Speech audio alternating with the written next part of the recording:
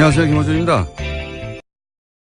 세월호 선체에서 미수습 유해를 발견하고도 닷새나 이를 은폐한 사건은 현장 책임자들의 자의적 판단 때문인 것으로 1차 조사되었습니다. 세월호는 박근혜 정부의 반인륜, 비인간, 몰인정 그런 잔인함을 상징하는 사건이죠. 박근혜 정부 시절 해수부 인사들이 초래한 사건이라고 변명해서는 안 되는 일입니다. 그런 일이 다시는 없도록 하겠다며 정권을 맡겨달라고 했던 거니까요. 이참에 해수부 내 여전히 박근혜 정부 시절의 관성으로 세월호 문제를 상대하는 인사들이 있다면 행정적, 사법적 모든 책임을 물어 세월호 사건에 대한 의지를 확고하게 재천명해야 합니다. 그렇게 철저히 문책하고 사과할 일이죠. 그러나 세월호는 교통사고다. 천문학적 비용을 낭비한다. 특조위는 세금 도둑이다. 그렇게 유가족들을 모욕하고 조사를 방해하고 인양을 지연시킨 당사자들은 제발 입을 좀 다물어주세요. 다른 건 몰라도 세월호에 관한 자유한국당이 뭐라고 하는 건 참고 들어주기가 매우 힘듭니다. 김어준 생각이었습니다.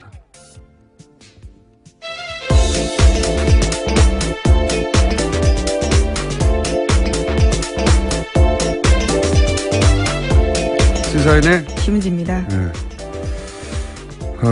세월호 관해서 해수부 내에 그런 인사들이 그렇게 했다면 자유한국당은 좋아해야 되는 거 아닙니까? 과거에 그렇게 지연시키고 막고 했던 양반들이니까. 예. 네, 그런데 어제 총 공격을 했는데요. 베트남에 있는 홍준표 대표 같은 경우에도 관련해서 유골은폐 5일이면 얼마나 중체대한 범죄냐라는 글까지 남겼습니다. 분위기 파악이 잘 안 되는 것 같아요. 본인도 했더니 일반 국민들에게 어떻게 받아들여지는지. 민가족들도 입을 좀 다물라고. 네, 페이스북에다 각각 썼는데요. 유경근 씨 같은 경우에는 자신의 페이스북에다가 자유한국당은 그 더러운 입에 세월호의 세자도 담지 말라라는 이야기까지 썼습니다. 몇 년간, 자신들이 한 일이 뭔지 잘 모르는 건지, 모르는 척 하는 건지, 모르는 척 하는 거겠죠. 예.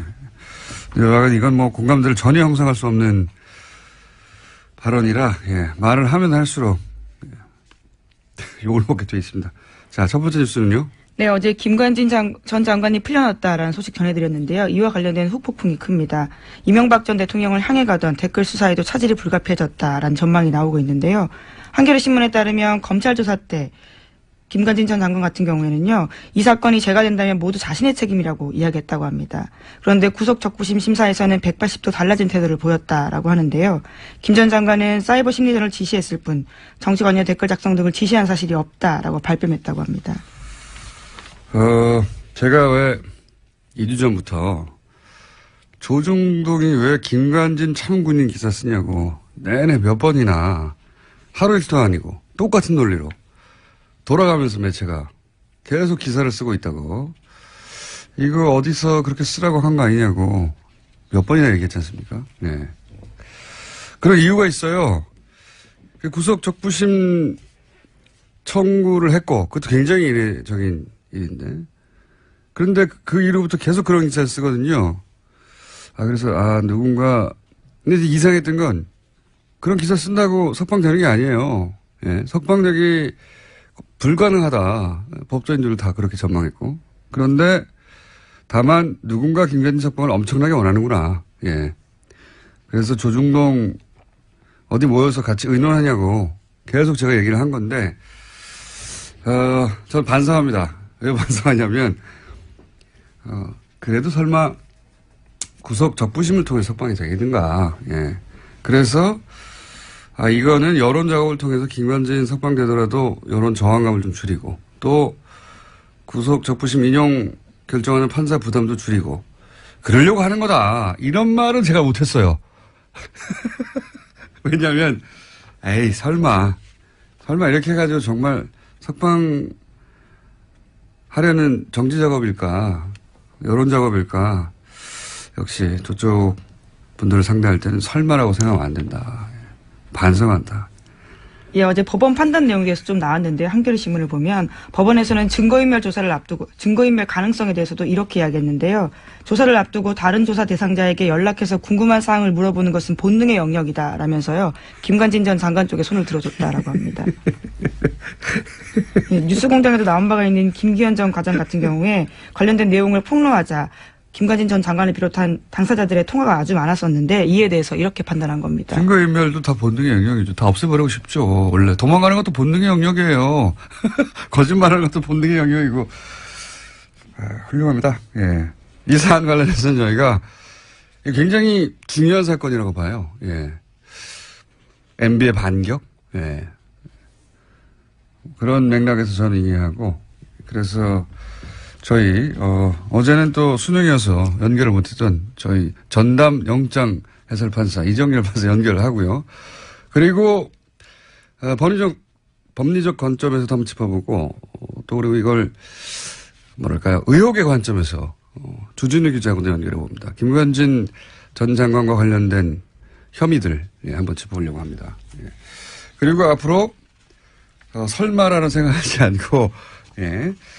이런 생각이 들 때마다 계속 문제 제기만 했거든요, 제가. 이 사람들 이러는 거는 이상하지 않냐고. 근데 이 얘기를 했었어야 하는 건데, 구속 조품심으로 설마 석방시키려고 하는 겁니까? 이런 질문을 했었어야 되는 건데, 에이, 설마 그렇게까지 생각했던 제가 잘못했습니다. 네, 그래서 같은 혐의로 댓글부대 관련된 혐의로요. 지금 구속되어 있는 임관빈 전 국방부 정책실장 같은 경우에도 어제 구속적부심사 청구했다라고 합니다. 그래서 오늘 같은 형사합의 51부에서 심리를 열고 구속이 합당한지 판단해서 석방 여부를 결정한다고 합니다. 이 논리 제공도 지금 조중동에서 열심히 하고 있어요. 김관진 전 장관은 부하들 구속돼 있는데 어떻게 적부심 신청하냐고 막 거절했다고 개뻥을 치고 있어요. 네, 그런 보도들이 일부 나왔습니다. 네, 그렇게 뻥을 치고 겨우 설득했다는 취지 이야기인데요. 겨우 석방돼서 나가라 이걸 통해서 본인이 싫다고 그런 걸 겨우 설득했다는 겁니다. 부하들이 있는데 내가 어떻게 나가냐고. 그리고 또 곧이어서 이 부하가 이제 또 신청하는 거죠. 예. 아주 잘들 놀고 있어요. 제가 그 똑같은 주제로 대여섯 번을 계속 거론했던 이유가 이거였는데, 설마 이럴 줄 몰랐습니다. 네, 또 이명박 전 대통령 쪽 입장도 나왔는데요. 채널A를 통해서 보면 사필 기정이란 반응이라는 건데요. 한 측근은 이렇게 말합니다. 예상한 대로 석방됐다면서 검찰이 정신을 차려야 한다라고 이야기했다고 합니다. 이게 MB 측에서 즉각 나온 반응이에요. 사필 기정. 누가 사필 기정이라는 건지. 이건 굉장히 중요한 사건이라고 봅니다, 저는. 이렇게도 빠져나갈 수가 있구나. 다시 구속영장 치기가 어렵거든요. 그 사안은 이정열 전 판사님 얘기하겠지만. 그럼 왜 김관진을 이렇게까지 석방시키려고 노력하는가, 조중동은. 사실은 기사 쓴다고 석방 안 돼요. 생각해 보십시오. 구속되기 전에 그런 기사가 쏟아졌으면 모르겠는데, 구속된 후에 쏟아졌거든요. 이거 기사 써가지고 석방 안 되는데 이 양반들 왜 참군임 찬군이 돌아가면서 기자들이 써고 있나 했더니, 석방시킬 수 있다고 생각했던 것 같아요. 자, 그 얘기 좀 더 하기로 하고요. 다음 뉴스는요? 네, 세월호에서 유해가 발견된 건 지난 17일 오전이었습니다. 세월호 미수습자 가족들이 18일 연결식을 시작해서요. 20일 날 오전 발인을 끝냈는데요. 하지만 김영춘 장관한테 유해 발견 사실은 20일에 보고됐다라고 합니다. 차관과 선체조사위 같은 경우에도 21일에 보고받았다라고 하는데요.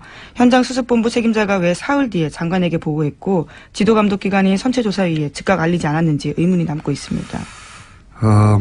정한한 사정들은, 그 내부적으로 해결할 일이고, 저는 한편으로 잘 됐다 싶은 게, 그동안 인양 지연 혹은 조사방해, 말들은 많았죠. 유가족들도 저 사람이 그런 책임이 있다라고 지목하고 말들이 많았는데. 네, 아예 방해 세력 명단을 발표한 바가 있습니다. 네. 이 기회에 사실은, 이 부처가 수사기관은 아니거든요. 누군가 그런 말을 한다고 해서 그 자리에 있는 사람들을 다 인사조치하거나 보직해임하거나 어려워요. 잘 됐어요. 한편으로는 제가 보기엔. 이것은 정부 입장에서 사과하기도 하고 조처하기도 해야 하지만 그동안 인양지원이나 조사방해에 직간접 관여했다고 생각되는 책임 있는 인사들은 전원 조치해서 철저하게 이 기회에 다 정리하고 가야 한다. 그걸 기회를 삼으면 된다. 한편으로 잘됐다 싶으면. 네, 실제로 이번에 6.25 은폐를 협의 지시한 김현태 현장수습본부 부본부장과 이철조 현장수습본부장 같은 경우에는 세월호 가족들이 발표한 방해 세력 명단에 들어가 있습니다. 그러니까 이제 유가족들의 주장을 그대로 100% 수용하기 부처에서는 어렵죠, 당연히. 어려운데 잘 됐다는 거죠. 그래서 한번 따져보고 철저하게 조사하고 행정적으로 사법적으로 다 처리해야 한다. 잘 됐다고 봅니다, 저는. 자, 벌써 시간이 곧이어 이정열, 주진우 두 양반이 지금 눈을 시퍼렇게 뜨고 지금. 네, 이제 두 가지 이슈를 했는데요. 네, 빨리 제목만 한번 빨리 정리해볼까요? 예. 예, 어제 SBS가 관련해서 세월호 또 보도를 했는데요. 특검이 박근혜 전 대통령의 리프팅 같은 성형 시술을 최소 5차례 받았다라고 특정했고 청와대 안에 별도 시술 공간이 있었다는 점도 확인했다고 합니다. 뭐 많이 했더라고요. SBS가 이거 제대로 잡아서 계속 하고 들어가고 있는데 뭐 성형시술도 5번, 뭐 리프팅도 5번, 주사 네, 필러 시술도, 리프팅 시술 다양한 5번. 시술이 나오고 있습니다. 이게 다 대부분 세월호 전후 직후부터 일어난 일들입니다. 엄청 수술도 많이 했네요. 정말. 하여튼 그렇게 검찰은 파악을 했다. 예, 한두 번 했다는 게 아닙니다. 많이 하셨다. 네, 그런 뉴스가 구체적으로 나오고 네, 있고요. 아예 전속 공간도 따로 청와대 관전에 있다라는 거고요. 예. 그 정도로 많이 했다라고 볼 수 있는 정황이 생긴 거죠.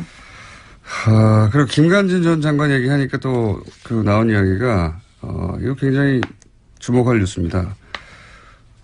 국군 장교 정신교육을 하는데 그 돈을 정경련에 썼다는 거죠. 예. 네, 그렇습니다. 2012년에는 1억 2천 정도, 2013년에는 1억 6천만 원 정도 들었고 비용의 80% 정도를 정경련이 부담했다고. 이거 굉장히 중요한 뉴스입니다. 생각해 보시면 군 교육을 하는데 왜 재벌들이 돈을 냅니까? 상상할 수 없는 일이에요. 액수의 문제가 아니라 뭐 합쳐서 한 3억 가까이 군이 교육을 하는데 재벌이 돈을 냈다는 겁니다. 이게 말이 됩니까? 심지어 이 교육에서는 굉장히 야당 이꼴 종북이라는 정신교육을 했다라고 하는 건데요. 그 참여했던 예비역 정훈장교 말에 따르면 당시에 왔던 국정원에 쏜 외부 강사들이 문재인 후보 당선되면 종북 세력이 국가를 전복할 거다라는 내용도 있고요. 거기에 재벌들이 돈을 대요. 예, 여기서 낙곰수는 나쁜 놈들이라는 교육도 했습니다. 예, 기존 가치의 질서를 붕괴시키고 있다라고 쓰여 있다고 합니다. 한겨레 신문이 보도했습니다. 네. 전 붕괴 세력이었고요. 여하간 내용을 떠나서 장교들을 교육하는데 그럴 필요성이 있다. 거기서 종북 교육을 했다 어쩌고 다 떠나서 필요성이 있다. 그럼 군에서 비용을 대야죠. 이거 왜 재벌이 되냐고요. 상상하기 힘든 사건인데 저는 이거 파봐야 된다고 봅니다. 예, 이거 큰 덩어리가 나올 수 있다. 자, 이제 시간이 다 됐고요. 정말 제목만 읊어주시면. 예, 오늘 아침 경향신문이 보도한 내용인데 한상률 전 국세청장이 김대중 전 대통령의 비자금도 캐려고 했다라고 합니다. 왜 안 그랬겠어요? 왜? 예. 그리고요. 네, 그리고 검찰이 경찰의 국정원 대선 댓글 은폐를 재수사하기 시작했습니다. 어제 관련해서 압수수색이 있었습니다. 이게 이제 김관진, 김용판 쌍둥이 사건이라고. 네, 원세훈 전 원장까지 해서요. 예. 네. 아니 이 두 김용판 전 청장과 지금 김관진 전 장관은 검찰 수사의 관점에서 쌍둥이 사건이에요. 왜 쌍둥이 사건인지는 주진우 기자하고 잠시 후에. 그게 왜 쌍둥이냐? 굉장히 재밌습니다. 쌍둥이 사건이고. 자, 또 있습니까? 네, 어제 국민의당 안철수 대표와 바른정당 유승민 대표가 한자리에 모여서 통합 논의에 시동을 걸었는데요. 국민의당이 자체 조사에서 두 정당이 통합하면 19%로 더불어민주당에 이어서 지지율 2위에 오른다 여론조사 결과 발표했습니다. 실제로 그럴 수도 있고, 자체 조사는 원하는 결과를 만들어서 발표할 때도 있긴 하죠. 근데 진짜 재밌는 건 이 조사에서 그렇다면 야권을 대표하는 인물은 누굽니까? 하고 물었더니 유승민 대표가 1위가 나왔고, 그 다음에 홍준표 대표고, 이 조사를 한 안철수 대표는 3위를 해야 되는 거. 재밌는 결과였습니다. 자, 오늘 여기까지 하고요. 뒤가 길어지기 때문에 인사 여기서 해야 되겠습니다. 예, 감사합니다. 시사인 김은지였습니다. 감사합니다. 네. 바로 이어가겠습니다. 김관진 전 장관 측의 청구로 이루어진 구속적부심 심사 인용됐죠. 예, 그래서 석방이 됐습니다. 어제 아침 연결을 못해서, 저희 메인 영장실질심사 전문 해설 이정재 절판사 연결해 보겠습니다. 안녕하십니까? 아니, 공장장님 그러지 마세요. 부담스러워요. 네. 어차피 뭐 한 번밖에 없기 때문에 메인이라고 해봐야. 예.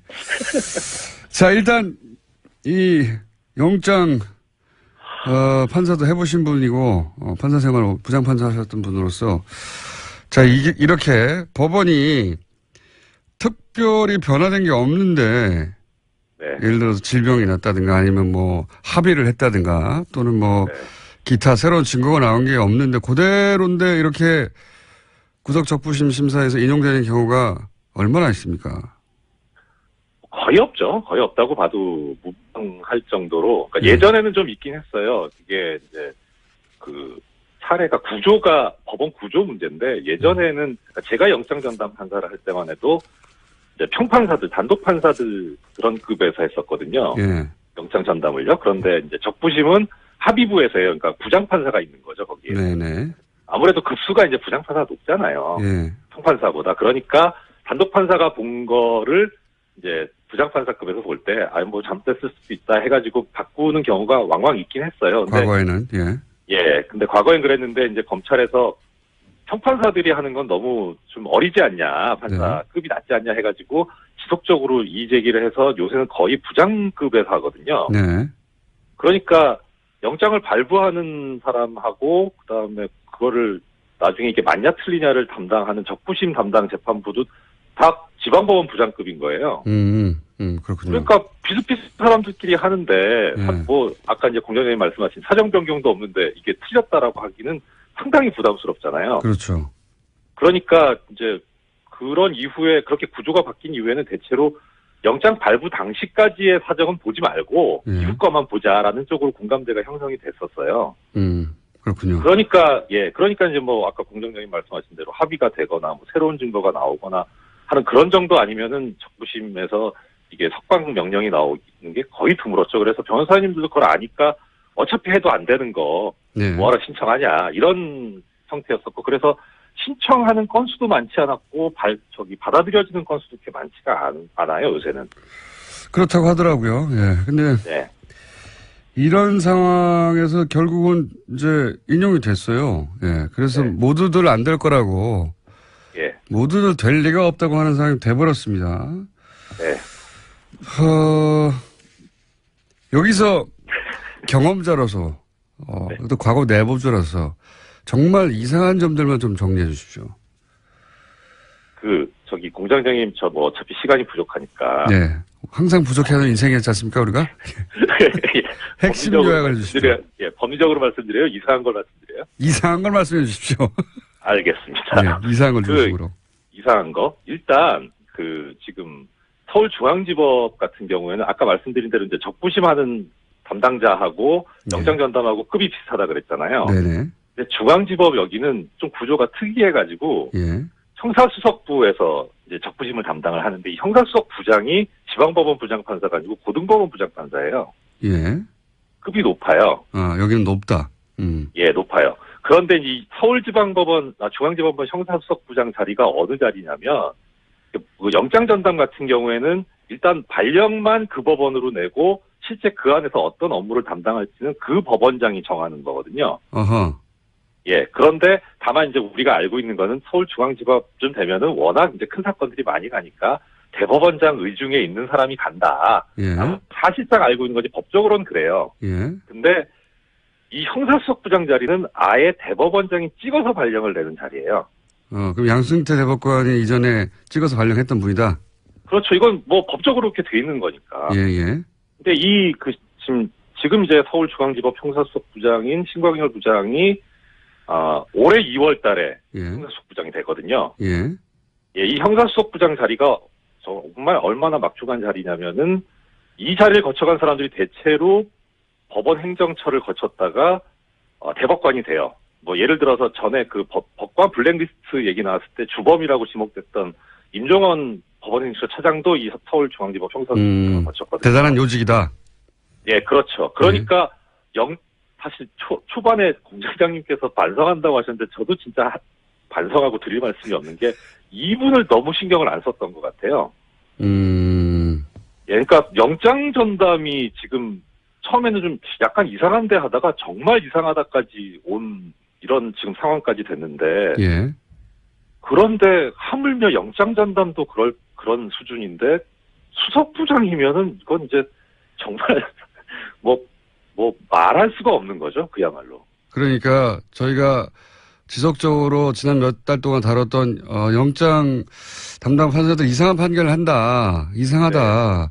양승태 전 대법관의 인사들이 그쪽 의중이 담긴 어떤 판결을 내리는 게 아니냐. 계속 이렇게 얘기를 해왔는데 이분은 더하다는 거죠? 그렇죠.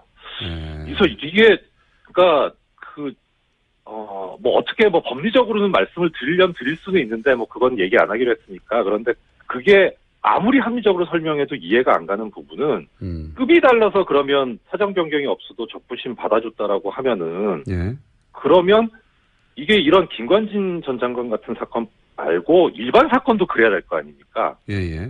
일반 사건도 안 그래요. 그냥 비슷비슷해요. 이 적부심에서 받아들여주는 석방해주는 비율이. 그러면은 이건 좀 급이 달라서의 문제는 아닌 것 같아요. 뭔가 다른 게 있는 것 같아요. 다른 게 있는 것 같다. 그러니까 아마 그 다른 점은 주진우 기자님께서 나중에 잘 설명을 해주시지 않을까 저는 그렇게 생각이 되고 그래서 사실 이 법리적으로 여러 가지 말씀을 드릴 수는 있지만 저는 의미가 없을 것 같아요. 그럼 법리의 문제가 아닌 것 같다. 그런 느낌이 상당히 많이 들어요. 그래서 일단 제일 관심이 가는 거는 이제 아까 김은지 기자님도 말씀해 주셨는데 그 김관진 전 장관의 하급자가 지금 자기도 적부심 신청했다는 거잖아요. 이게 관심이 가요. 이거 어떻게 할 건가. 이게 이제 그 다음 여론을 보고 결정할 수도 있겠죠. 이거 어떻게 되어가나. 그다음 또 하나 관심 가는 게 전병헌 전 수석이에요. 그러니까요. 그러니까 이 김관진 논리대로 하면은 전병헌 뭐 이건 영장 당연히 기각돼야 되거든요. 어떻게 되는지 한번 보죠. 그러니까 이 두 가지를 보고 정말 그야말로 정말 반성을 해야 되겠구나라는 생각을 해요. 설마는 없다. 형사수석 부장이 누구냐의 문제였던 것 같다. 요약하면 법리의 문제가 아니라 이렇게 간단하게 정리를 하셨습니다. 오늘 여기까지 듣고요. 나중에 시간 주세요. 다시 한번 할게요. 오늘은 할 일이 많아가지고요. 핵심만 짚었고요. 다시 한번 연결하겠습니다. 이거 저희는 계속 관심 가지고 지켜봐야 할 사건인 것 같아서. 맞습니다. 지금까지 법무법인 동안의 동안의 사무장으로 일하고 계신 이정열 전 부장판사였습니다. 감사합니다. 고맙습니다. 이번엔 이어서 여보세요? 김은지 기자하고 인사 안 했나요, 제가? 김은지 기자하고 인사 안 했답니다.